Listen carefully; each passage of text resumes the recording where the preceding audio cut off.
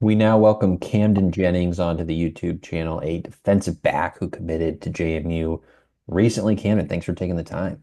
Thank you for having me. So I guess let's start with why JMU. I know for a little you were committed to Eastern Michigan. The Dukes were able to flip you, I guess, so to speak. So why JMU? What was it about Harrisonburg that had you interested? First, I want to thank Eastern Michigan for giving me the opportunity to play Division One football. That's an opportunity that not many people get. So I'm obviously very, very grateful for that. But there was just things about Harrisonburg, at least for me, that I felt I could develop myself personally a little better on and off the field. So that's kind of what the driving factor was for me. You had a bunch of impressive offers. I know Army and Navy were among the others looking at you. What was that whole process like where you had a bunch of Division One FBS schools that have a bunch of them recently in the top 25? What's it like to have those schools offering you and really trying to get you? Yeah, it's great. It's great. It's definitely an enjoyable process, but when things start coming down to it, it's really checking off the boxes about what I want for my future and what fits for me for my personal standards. Awesome. What were the biggest factors for you? I know everyone has kind of different things. Some Yeah. people are looking at campus life or proximity to home or different things. I guess what were your driving factors that you wanted in a school? Yeah, first is really the coaching, make sure I'm getting coached well, make sure techniques, and then really the defensive scheme. How does that fit with my abilities? Can I benefit from it? Can I excel in it? Is it easy to learn? Is it hard? And then really off campus, just the culture around the football program and the culture around the university and things like that. And also being able to enjoy myself as a college student, not too much, but still also being able to enjoy that college experience is definitely something big for me. For sure. What Yeah. is it about the scheme that JMU has defensively that kind of stood out to you as a defensive back? I feel that they could put me in the right position to make plays, right position that fits my skills with closing speed, playing field corner, being able to guard large amounts of space on the field, getting sideline to sideline, and making those open field tackles. That's definitely something that fits me. Awesome. Yeah, is there something you love about playing defensive back? I guess what kind of gets you excited? Is it coverage opportunities? Is it coming downhill to make tackles? What sort of fits Yeah, your it's a little bit of everything. Yeah, You're kind of the underdog on the field, and it gets a little scrappy at times, but that's really the part about it that drives me to play football every day. This the competitive aspect of it, just being able to go out there and compete. Love it. awesome. You're probably one of the faster players in Jamie's 2026 class. I think I'd seen that you can run a sub 4.40. I know you had posted that you wanted to run a 10.6, I think, in Yeah. track in the 100. You were injured and then came back and still ran the 10.6. I was curious if speed was something that's always natural to you and then how you were, if you could take us through, I guess, the goal of 10.6, why that was a goal and how you ended up getting there. Yeah, so I've always kind of been naturally fast, but I've also been emphasizing my explosiveness in the weight room and on the field. So I still do speed training and just being able to get faster and faster. And with the 10.6, that was kind of my goal sophomore year. That was the really like my benchmark that I wanted to get out, and I ended up doing 10.8, and I wasn't able to get it. So then after the season, I ended up getting injured, so I had to get surgery. So I was out for about half the season. I didn't come back till about one meet before region, so I only had one meet under my belt, and I was getting close. I started coming back down, touching 9, 10.8, and when sectionals came, I placed eighth, ninth actually, and the top eight make it to state, of course. So I was I was disappointed, but then a couple of days before state, somebody had scratched, so I got bumped up to be able to compete in the state meet. So I took that as an opportunity to not blow this chance that I have, and I made sure I capitalized on that opportunity, and I did what I did. Awesome. 10.6 is pretty fast. That's it's an impressive number. I guess when did that goal you mentioned sophomore year? Is that when it kind of popped up? And what's that take? Because obviously it's really fine margins when you're trying to go from a Yeah, 10.8 to a yeah. 10.6. It's it doesn't seem like a lot, but it's a pretty big margin. But just a lot of focus, emphasis on the little things, making sure your form's right, your start's right, and be able to finish the race. Yeah, what is it about the technique stuff that you seem to embrace with speed? Because I know people sort of just assume like you hop out of bed and you're fast, but there's a lot of technique things, and especially for a defensive back Yeah.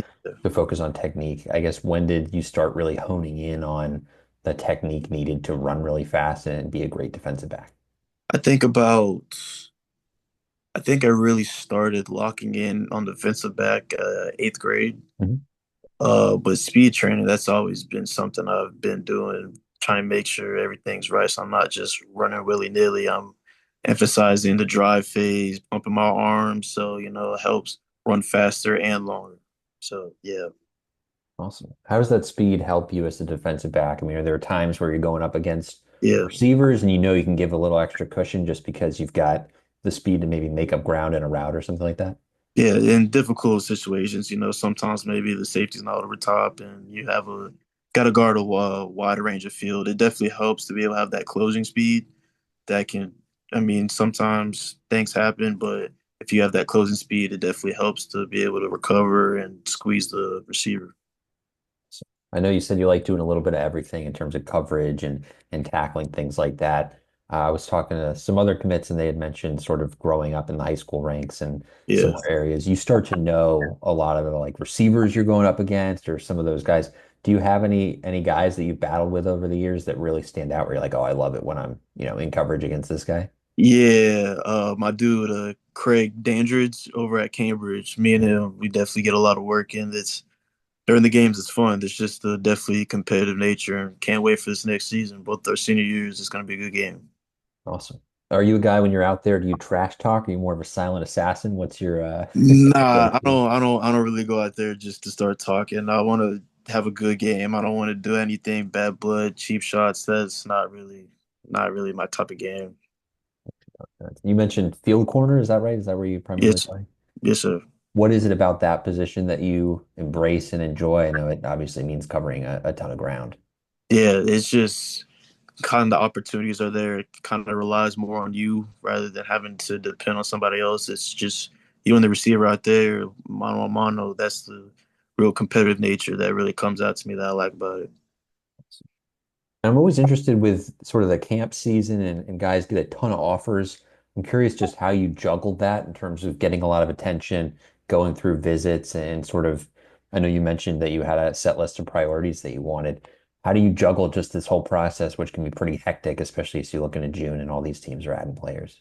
Yeah, I mean, I kind of make sure I talk with the people that are going to be coaching me rather than the recruiting assistant. I make sure I talk to the defensive coordinators, the DB coach, and I make sure that I get an understanding of what they're about, what they teach. That's definitely one of the questions I ask up for, like, what's the scheme? Or what do you teach? What's your techniques? And then where do you see me in the scheme? And then that kind of gives me a direction of where I want to go from there. Awesome. I know you're somebody who's kind of studied the craft of playing defensive back and the scheme for a little bit now. How fun is it, I guess, to kind of almost like nerd out with the coaches about scheme? I guess is that your favorite part of the visits, just to Yeah, talk about what they do? it's good. I could talk football forever. I mean, there's always new parts that you're learning or you're teaching somebody else. It's great. Awesome. The JMU coaching staff specifically, what do you like about the way they teach? I know you mentioned sort of talking scheme, but is there anything about the way they coach or go about coaching that jumped out to you? They like to emphasize the little things that most people kind of go over their heads. It's definitely something I've kind of awakened to, about the pressure situations in games. That's something that Coach Chesney and Coach Witt definitely like to emphasize. And I never really thought of it till you get in them situations, and it's kind of more frequent than you thought. So it's definitely something I've seen that it kind of helps you grow up a little bit with those jitters. But when you get into the situations, you're calm and collective, and that's just something I've seen that I really liked about it. Awesome. So tell me about next steps for you, I guess. It's June 23rd when we're talking. You've still got your senior season, and then are you planning to enroll early? Or are you gonna Yeah. yeah, what's the plan for you? So we're gonna go through the season, senior year, and then plans to enroll early in January, December, then be able to get on campus and compete in for spring ball. Awesome. I imagine a little bit of a weight off your shoulders making a decision before your Yeah, a senior. little bit. And head down, ready for the senior season. Awesome. How's your team looking this year? And I guess what should fans know about what you're looking to accomplish your senior year in high school? We're trying to make a playoff run. I mean, win state. That's obviously Mhm. everybody's goal, but definitely we gotta pick up a pace a little bit. I mean, that's everybody's thing. We gotta Sure. make sure everybody's in line, but we definitely have a little edge to us. We didn't come off the greatest of seasons, so we kind of have that get back mentality of trying to be able to make it further down the road than we did. Awesome. Good mindset to have. Well, good luck with your senior year and getting to JMU in the next, I guess, 6, 8 months or so. Yes, sir.